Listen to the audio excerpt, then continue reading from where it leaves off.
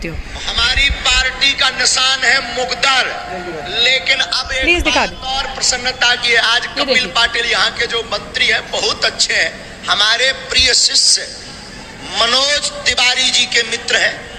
उन्होंने बताया आज आए भी हैं, चले गए का बैठे हो, अब कहाँ बैठे, लुक तो नहीं गए आप? तुमने भी बहुत मदद की, थैंक यू वेरी मच। अब हम कहेंगे तुम्हारी सरकार है, अब जल्दी से यहाँ पर एक ऐसा डंका गाड़ो कि यहाँ हिंदुत्व की मूवियां बनना प्रारंभ हो। 41,621 महिलाएं बेटियां गुजरात की गुम है, लापता हैं। केरल स्टोरी का नाम गलत है लिखा हुआ, होना चाहिए था उसका गुजरात स्टोरी नाम। पूरी दुनिया में जो महिलाएं। अस्सलाम वालेकुम दोस्तों, मैं हूं शारिफ खान। आज की इस वीडियो में आप देखने वाले हैं कि पंडित धीरेन्द्र शास्त्री बागेश्वर धाम वालों ने ऐसा बयान दिया है जिसके बाद द केरला स्टोरी नाम की जो फिल्म आई थी उसका विवाद बढ़ता चला गया। आज मैं आपको दिल्ली के जंतर मंतर पर लेकर के चलूंगा, जहां पर कुछ हमारे हिंदू भाई द केरला स्टोरी फिल्म को छोड़ करके द गुजरात स्टोरी फिल्म बनाने की मांग कर रहे हैं। ये विवाद, ये मामला पूरा क्यों उठा मैं आपको बताता हूं। हाल ही के दिनों में पंडित धीरेन्द्र शास्त्री बागेश्वर धाम वाले गुजरात गए हुए थे अपनी कथा करने के लिए, लेकिन वहां पर कथा छोड़ करके, धार्मिक मुद्दों को छोड़ करके किसी एक पार्टी का उन्होंने पहले तो प्रमोशन किया। हाल ही के दिनों में भारतीय जनता पार्टी के वहां पर एक मंत्री हैं जिनका नाम है कपिल पाटिल, डट के उनकी तारीफ की और साथ ही साथ उनसे अनुरोध किया कि गुजरात के अंदर ऐसी फिल्में बनाई जाएं जो हिंदूवादी फिल्मों हो।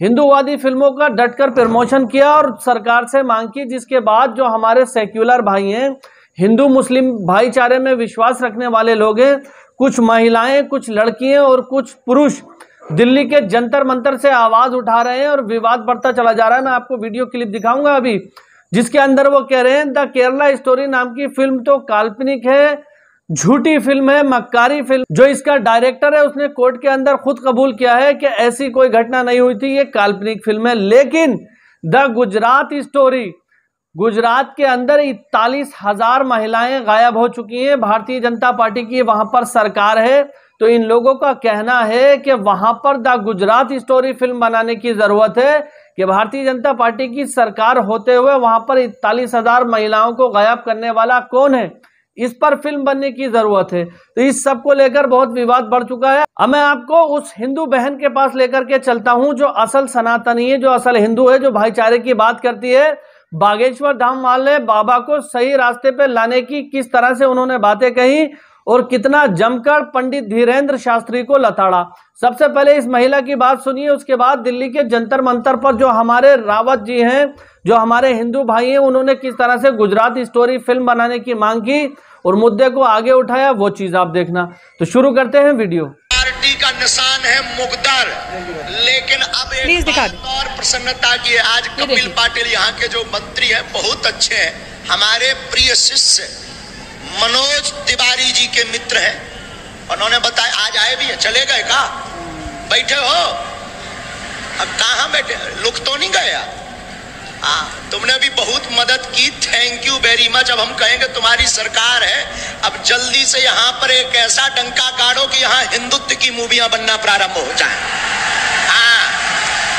और ये जितने भी हिंदुत्व विरोधी हैं इनको समुद्र के उस पार भेज दिया जाए, इनकी यहाँ जरूरत नहीं है। बाबा को पूछो, ये मुंह से आग के गोले नहीं फैला रहा तो क्या फैला रहा है? अब इस बाबा को पूछो कि 92% जो लोग हैं जिसे मूल निवासी कहते हैं, वो इस देश में अखंड भारत की बात करते हैं, वो इस देश में संविधान की बात करते हैं, तो ये सबको बाहर भगाएगा? है इनके बस की? ये कुछ चंद मुट्ठी भर लोग हमें बाहर भगाएंगे इस देश से? अब ये हमें सिखाएंगे भारत में क्या होगा? इसके बाप, इनके पूछो कि इसके जो बाप था या परदादा थे, इनके जो पूर्वज थे, उनका क्या योगदान रहा है देश को आज़ाद करने में? मुझे बताओ। मैं डंके की चोट पे कह सकती हूँ कि मैं उस परिवार से आती हूँ जिन्होंने देश की आज़ादी में, जिनके फोरफादर्स, ग्रैंडफादर्स जवान रहे हैं, जिन्होंने अपने शरीर पे वो जुल्म, वो चीज़ें सही हैं इस देश की खातिर। तो हम लोग प्राउड से कह सकते हैं ये भारत हमारा है। अब ये हमें सिखाएंगे इस देश में क्या होगा। स्टिल अगर इस तरीके के मूर्ख लोग, बहुत सारी ऐसी चीज़ें हैं, आप बाबाओं को लेकर आया जाता है ऐसे। अगर ये बाबा अच्छी बात भी तो कर सकते हैं, ये बाबा ये भी तो कह सकते हैं कि खंड भारत है, हिंदू एक है, मुसलमान एक है, सिख एक है, ईसाई एक है, सब धर्म एक है, जैन बौद्ध सब एक है। ये बाबा ये भी तो कह सकते हैं, इसमें बुराई है? ये स्टेटमेंट देने में बुराई है? ये हम तो नहीं कहते हिंदुओं को बाहर भगाओ, हम कहते हैं कि मेरा मुस्लिम भी भाई है, मेरा हिंदू भी उतना ही भाई है, मेरा सब। लेकिन जो कट्टरवादी विचारधारा है उससे हम दूर हैं, उससे हम परे। आप मुझे बताओ कि मैं भी अपने गले में 4 माला पहन लूँ, मैं भी बाबा बन जाती हूँ? तो आपकी मर्जी है। नहीं मर्जी है, ठीक है, वही मैं कह रही हूँ, पहन लेती हूँ। तो मैं बोलूँगी कि हिंदू भी मेरा भाई है, सिख भी मेरा भाई, किसी को नहीं भगाना भाई। यही खूबसूरती है भारत की। मुझे मीडिया दिखाएगी, मेरे पीछे आके खड़े होंगे लोग? नहीं, क्योंकि मैं ज्ञान की बात, मैं समझ की बात कर रही हूँ, मैं अखंड भारत की बात कर रही हूँ, जहाँ मैं तोड़ने की बात कर रही हूँ, जहाँ मैं धर्म की बात करूँगी, जहाँ मैं जातियों की बात करूँगी, जहाँ मैं आपको अपने से नीचा दिखाऊंगी और आपको ऊंचा दिखाऊंगी। धर्म निष्पेक्ष नहीं, धर्मों में आपको फंसाऊंगी, वहम में, नफरत में आपको फंसाऊंगी। उसको ये सरकार ऐसे बेचेगी। इनका क्या हुआ था आप देख सकते हैं, जूम कर सकते हैं, इनका क्या हुआ था। तो मुझे ये लगता है कि इस तरीके के लोग जो अंत में इनके साथ हुआ, ऐसे लोगों के साथ भी वही होगा। ये हमारे देश के अंदर दुख की बात है कि 2016 से लेकर 20 तक 41,621 महिलाएं मुकदमे दर्ज हैं।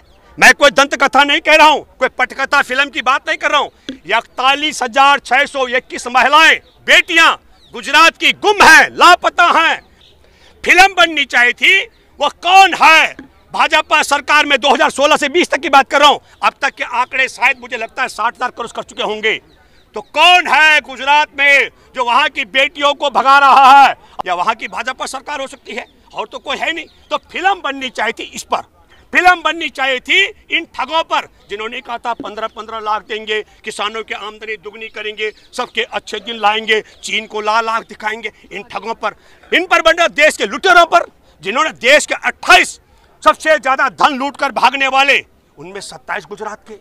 फिल्म इस पर बननी चाहिए थी। फिल्म बनी, केरल स्टोरी बनी है ना? हाँ आ रहा हूँ, केरल स्टोरी बनी है, मोदी जी का देखिए आप। केरल स्टोरी मूवी देखने। हाँ बिल्कुल, मैं बता रहा हूँ। केरल स्टोरी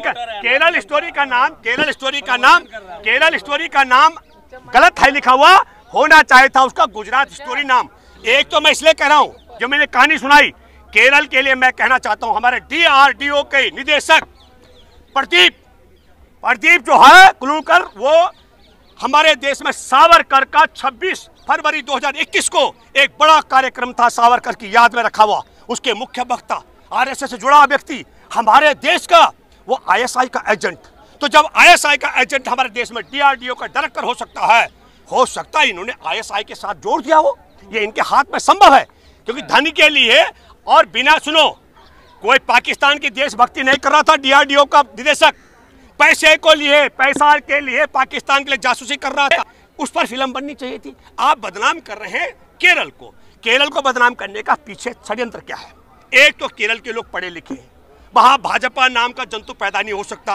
केरल को बदनाम करना, हाँ, पूरी दुनिया में जो महिलाएं स्वास्थ्य कर्मी हैं वो केरल की हैं। वो केरल की बेटियां पूरी दुनिया में भारत का नाम रोशन कर रहे हैं, और भारत में बैठे भारत के गद्दार केरल का नाम और केरल की बेटियों को बदनाम कर रहे हैं। ये दावे के साथ मैं कह सकता हूं। तो उम्मीद करता हूं दोस्तों, इस वीडियो को देखकर आप समझ चुके होंगे कि पंडित धीरेंद्र शास्त्री बागेश्वर धाम वाले जो बाबा हैं, वो किस तरह से राजनीतिक प्रमोशन में लग चुके हैं। वो कोई बाबा नहीं है, कोई चमत्कारी नहीं है, वो धर्म की बात नहीं करते, वो हमेशा राजनीतिक बातें करते हैं और इस तरह की बातें करते हैं जिससे समाज 2 समुदायों के अंदर विभाजित हो जाए और समाज में हिंदू मुस्लिम एक दूसरे से किना रखने लगे। जिस तरह से हिंदू मुस्लिम भाईचारे की मिसाल देते हुए इन लोगों ने जमकर डटकर प्रदर्शन किया और धीरेंद्र शास्त्री का विरोध किया, और साथ ही साथ द गुजरात स्टोरी फिल्म बनाने की मांग की, ये सोचने योग्य है, इस पर विचार करना चाहिए।